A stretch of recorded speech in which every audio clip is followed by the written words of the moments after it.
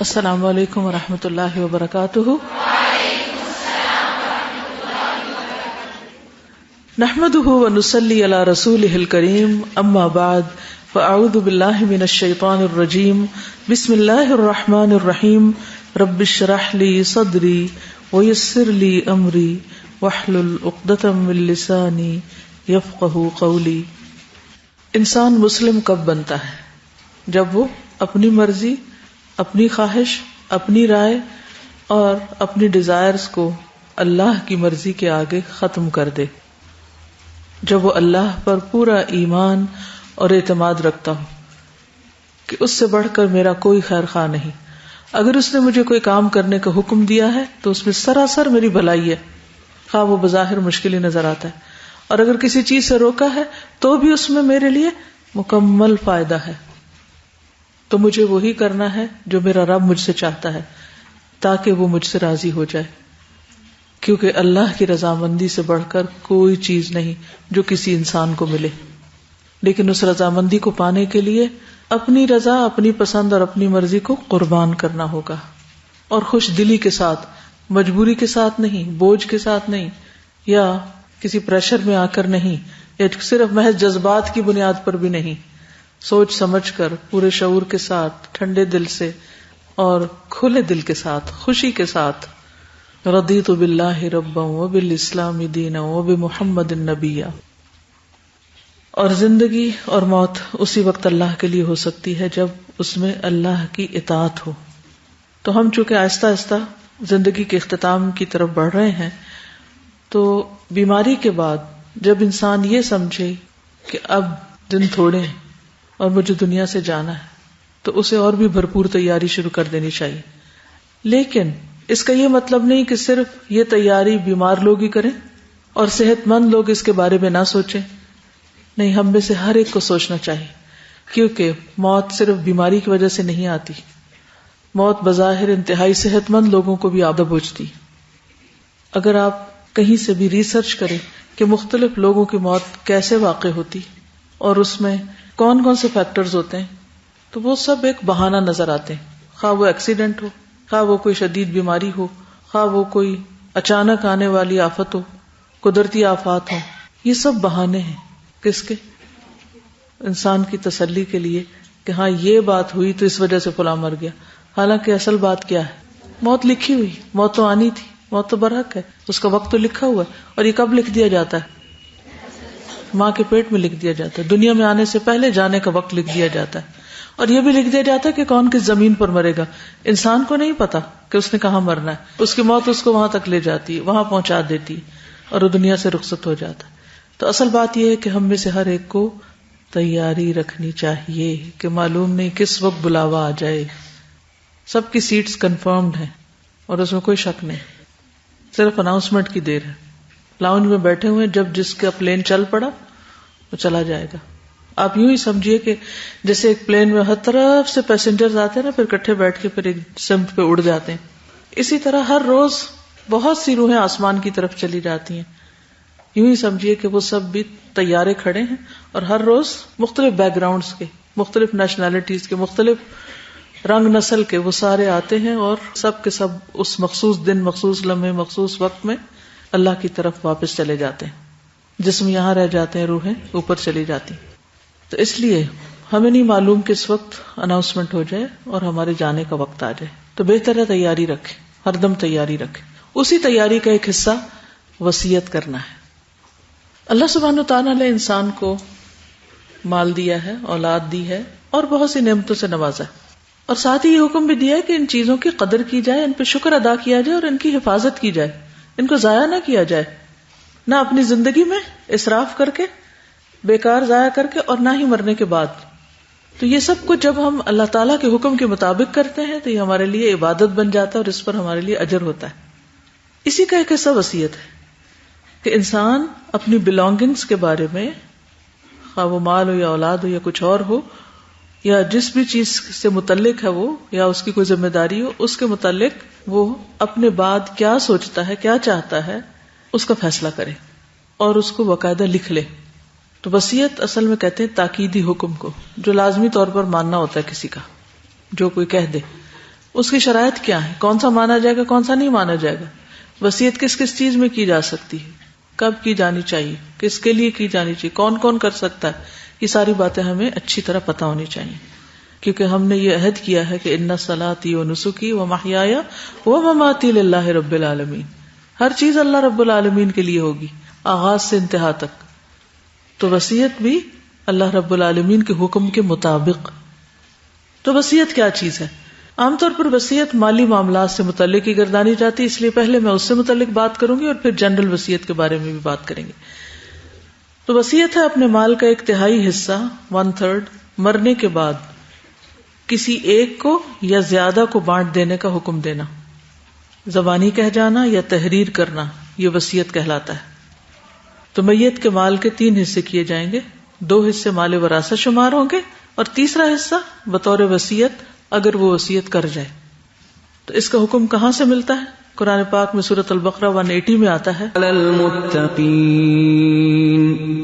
تم پر فرض کر دیا گیا ہے کہ اگر تم میں سے کسی کو موت آ جائے اور وہ کچھ مال و دولت چھوڑے جا رہا ہو تو مناسب طور پر اپنے والدین اور رشتہ داروں کے حق میں وصیت کر جائے. ایسی وصیت کرنا متقین کے ذمہ حق ہے.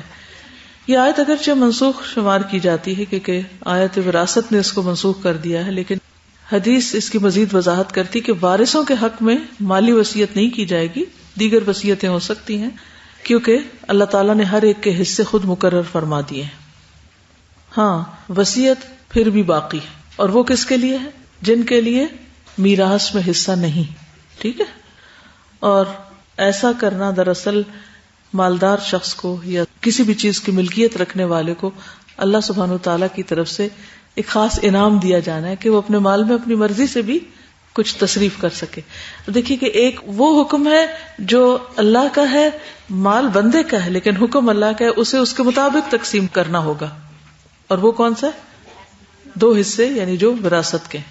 اس میں انسان خود سے تبدیلی نہیں کر سکتا کہ ہاں اگر بیٹے کا بیٹی کے مقابلے میں دگنا ہے تو وہ کہے نہیں بیٹی کو مجھے دگنا دینا اور بیٹے کو کم دینا ہے کیونکہ یہ میری بات نہیں سنتا.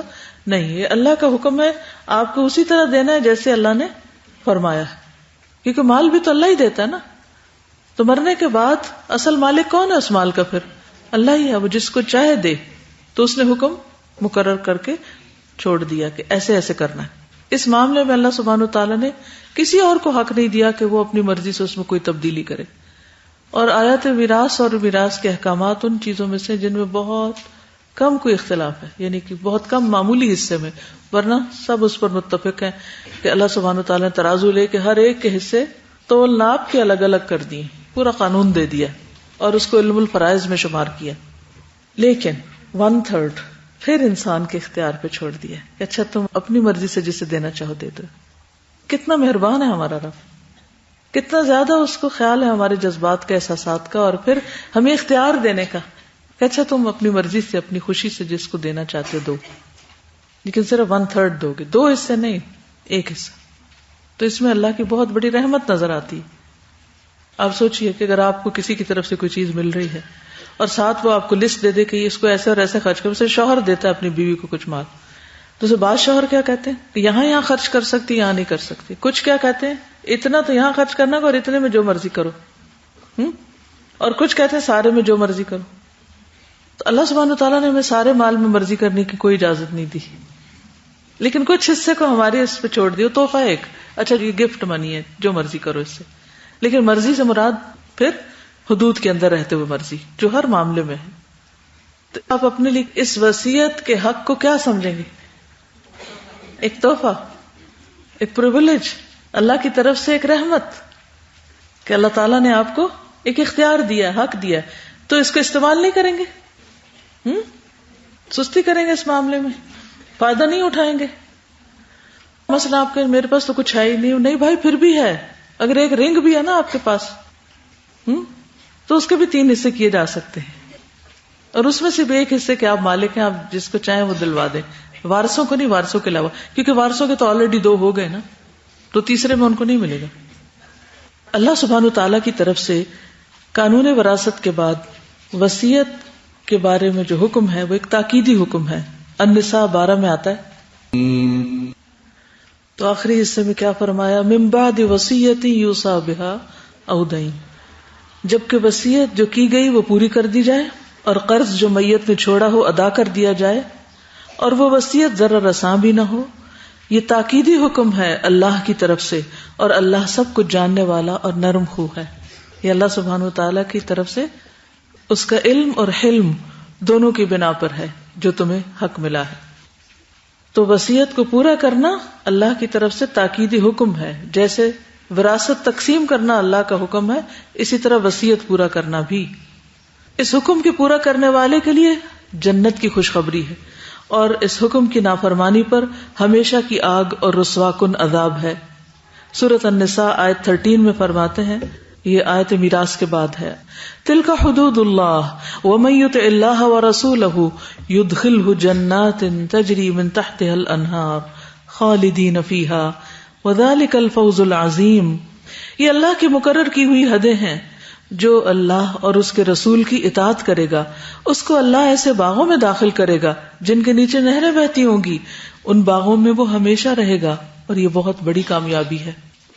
اس سے کیا پتہ چلتا ہے کہ جنت کے حصول کے لیے مالی معاملات میں صحیح طرز عمل اختیار کرنا بے حد ضروری ہے، نہ صرف یہ کہ زندگی میں بلکہ موت کے بعد بھی آپ کسی ایسی چیز پہ راضی نہ ہو جو اللہ کے حکم کے خلاف ہو۔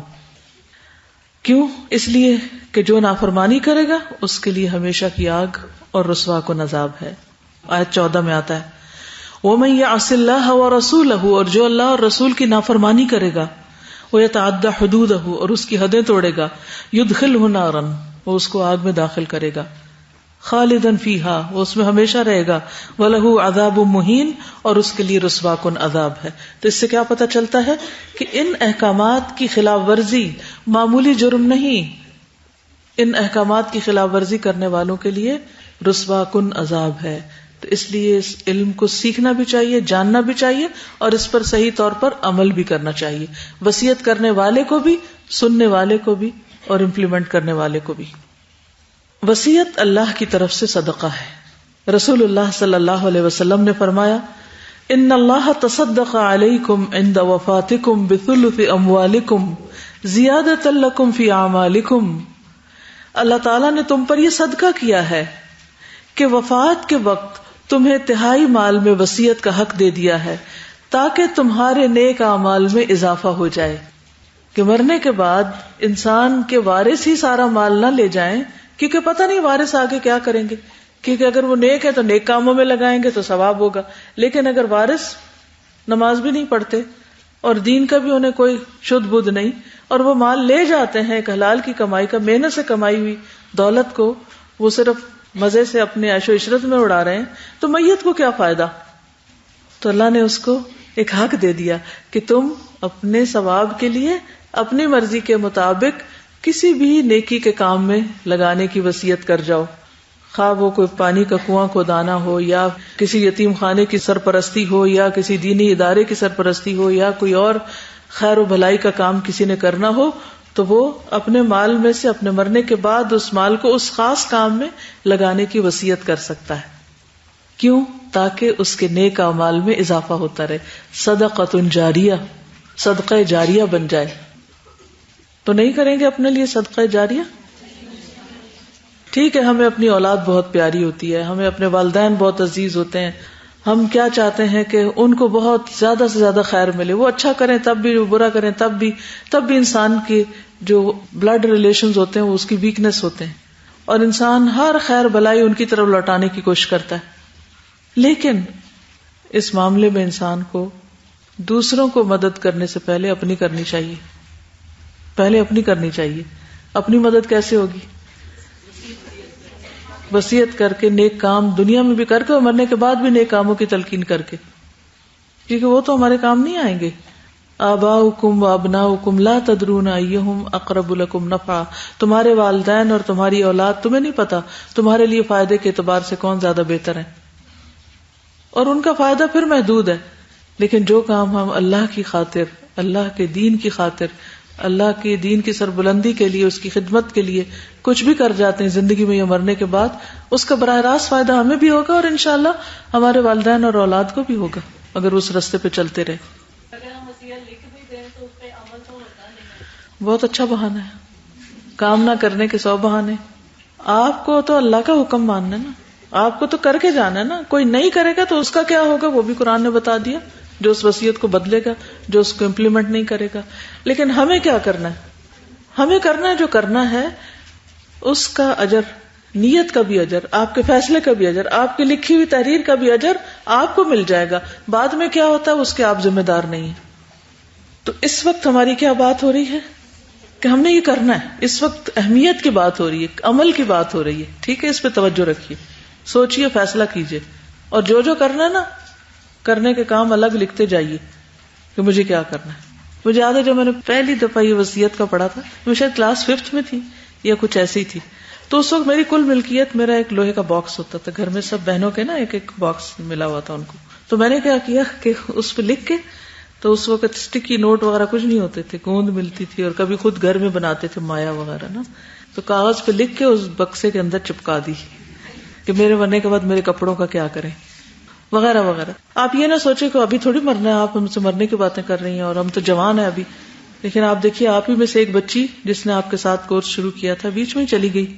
ہمیں نہیں پتا ہم کس وقت چلے جائیں. اور یہ بھی نہیں ضروری کہ کوئی ڈھیروں مال ہو تو پھر ہی وصیت کریں. اگر آپ کے پاس 3 جوڑے ہیں صرف مثلا کل متاع, تو آپ اس میں سے ایک کے بارے میں وصیت کر سکتے ہیں. ٹھیک ہے, تو یہ سوچئے کہ پہلی بات یہ کہ ہم کریں بھی کہ نہ کریں, تو اس وقت توجہ کس پہ رکھنی, کرنے پہ. کیوں؟ حکم بھی ہے چلیں, اور انعام ہے, اللہ کا صدقہ ہے ہم پر. تو یس, ویری گڈ. وہ کہتی ہیں یہ بھی پتہ چل جائے گا کیا کیا ہے, کیونکہ ہر وقت ہم ناشکر بنے رہتے ہیں, مگر کچھ بھی نہیں ہے.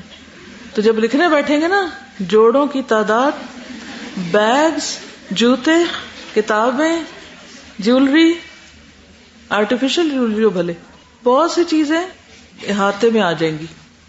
تو اچھا ہے نا, ہمیں پتا ہمارے پاس کیا ہے, تو پھر ہمیں یہ پتا ہوگا کہ اتنا تو ہم دے ہی سکتے ہیں, تو وہ نکال بھی دیں گے.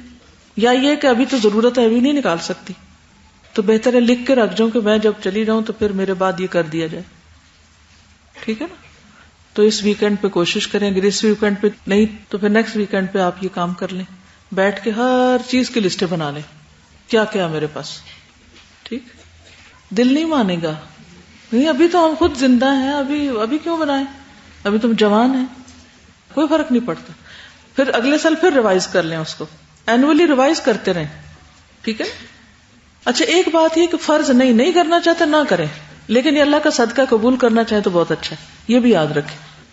یعنی ضروری نہیں کہ ہر شخص ضروری کرے, لیکن اگر کوئی چیز ہے جو وصیت کرنے کے قابل ہے اور آپ کو کرنی چاہیے تو پھر آپ ضرور کریں. یاد رکھنے والی گرہ. رسول اللہ صلی اللہ علیہ وسلم نے فرمایا, جو مسلمان وصیت کرنا چاہتا ہے تو 2 راتیں بھی نہ گزرے الا یہ کہ اس کے پاس وصیت لکھی ہوئی ہو. یعنی قابل وصیت مال کا حساب لکھے بغیر 2 راتیں نہ سوئیں. رائٹ.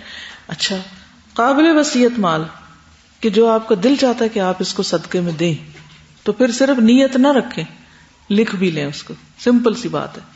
اور اس میں حکمت کیا ہے کہ انسان کو یاد رہے کہ بھیجنے والے مالک کی طرف سے کسی بھی وقت واپسی کا بلاوا آ سکتا ہے.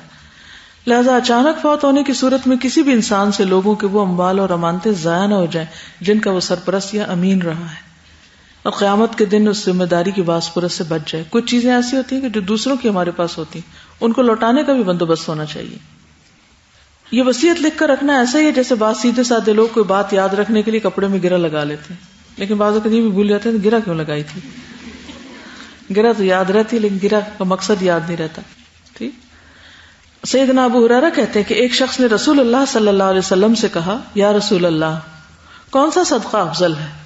آپ نے فرمایا, تمہارا وہ صدقہ افضل ہے جو تم اس درست صحت مند حالت میں انت تصدق وانت صحیح حریص, اور ساتھ تھوڑی مال کی لالچ بھی ہے, مال کی حرص بھی ہے, اور ڈرتے بھی ہو کہ مال کم ہونے سے کہیں محتاجی یا فقر کا شکار نہ ہو جاؤں, تو اس وقت کچھ دینا سب سے بہترین چیز ہے.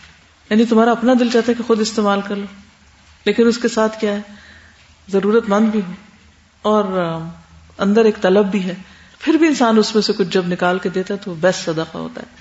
اور اتنی دیر مت لگاؤ کہ دم حلق میں آ جائے تو کہنے لگو فلاں کو اتنا دے دو, فلاں کو اتنا. حالانکہ اب تو وہ فلاں کا ہو ہی چلا. یعنی تم دنیا سے جا رہے ہو تو دوسروں کو ہی ملے گا، تمہارے ساتھ تھوڑی جائے گا. تو اس سے کیا بات پتہ چلتی ہے کہ نمبر 1 پہلے سے ہی سوچ لینا چاہیے، چاہے تھوڑا ہے اس میں سے بھی دینے کا سوچ لینا چاہیے، زندگی میں بھی دینا چاہیے، چاہے خود ضرورت مند بھی ہوں، پھر بھی اپنی ضرورت کاٹ کے بھی دوسرے کو دیا جا سکتا ہے. وہ ایک عورت کا واقعہ میں نے کہیں پڑھا تھا کہ بہت غریب عورت تھی، اس کے پاس بس ایک وقت کی اپنے گھر میں اپنے بچوں کو کھلانے کے لیے روٹی کا آٹا ہوتا تھا. وہ کیا کرتی تھی کہ بس اس آٹے کو گوندتی، 6-7 پیڑے بناتی اور ہر پیڑے میں سے تھوڑا تھوڑا نکال لیتی، اور وہ جو نکلا ہوا ہوتا تھا وہ صدقے کی نیت سے نکالتی تو اس سے ایک اور روٹی بنا لیتی اور وہ روٹی غریب کو دے دیتی. یعنی 7 بچے ہیں، ہر ایک کو ایک ایک دینی ہے، تو ہر ایک کے پیڑے سے اتنا اتنا نکال لیا تو کیا ہوا، ایک 8ویں روٹی بن گئی. تو آپ سوچئے کہ جس کی نیت ہوتی ہے نا صدقہ کرنے کی، وہ کبھی نہیں سوچتا کہ کہاں سے دوں، وہ کہیں نہ کہیں سے نکال ہی لیتا ہے. اور یہ اللہ کا وعدہ ہے کہ جب تم دو گے تو اللہ تعالیٰ تمہیں اور عطا کرے گا. صدقہ دینے سے مال کم نہیں ہوتا، وہ لوٹ آتا ہے، زیادہ ہو جاتا ہے، وہ مال کو بڑھانے کا ذریعہ بھی ہے. لیکن ایمان ہو، یقین ہو، اعتماد ہو تو پھر ہی کریں گے نا. تو موت سے پہلے صدقہ کرنے کے موقع سے فائدہ اٹھا لینا چاہیے. سورۃ المنافقون آیت 10 میں آتا ہے وَأَنفِقُوا مِمَّا رَزَقْنَاكُم مِّن قَبْلِ أَن يَأْتِيَ أَحَدَكُمُ الْمَوْتُ فَيَقُولَ رَبِّ لَوْلَا أَخَّرْتَنِي إِلَىٰ أَجَلٍ قَرِيبٍ فَأَصَّدَّقَ وَأَكُن مِّنَ الصَّالِحِينَ. اور اس میں سے خرچ کرو جو ہم نے تمہیں دیا ہے اس سے پہلے کہ تم میں سے کسی کو موت آ جائے، پھر وہ کہے اے میرے رب تو نے مجھے قریبی مدت تک مہلت کیوں نہ دی، تھوڑی سا موقع اور مل جاتا کہ میں صدقہ کرتا اور نیک لوگوں میں سے ہو جاتا. تو اس لیے جو دینا ہے دے ڈالے انسان، اور جو مرنے کے بعد بھی صدقہ کرنا ہے یعنی وصیت کی شکل میں وہ بھی لکھ لے. رسول اللہ صلی اللہ علیہ وسلم نے فرمایا تم میں سے کون ہے جسے اپنے مال سے زیادہ اپنے وارث کا مال پسند ہو؟ اپنے مال سے زیادہ وارث کا مال پیارا. صحابہ نے عرض کیا یا رسول اللہ ہم میں کوئی ایسا نہیں جسے مال زیادہ پیارا نہ ہو. آپ نے فرمایا پھر اس کا مال وہ ہے جو اس نے موت سے پہلے اللہ کے راستے میں خرچ کر دیا، اور اس کے وارث کا مال وہ ہے جو وہ چھوڑ کے مر گیا. اپنا مال کون سا ہے؟ جو اللہ کے پاس ہے، زندگی میں بھی جو اللہ کو دیا اور جو مرنے کے بعد بھی اللہ کے نام پہ خرچ کرنے کا ارادہ ہے. اور باقی کس کا ہے؟ باقی سب دوسروں کا ہے.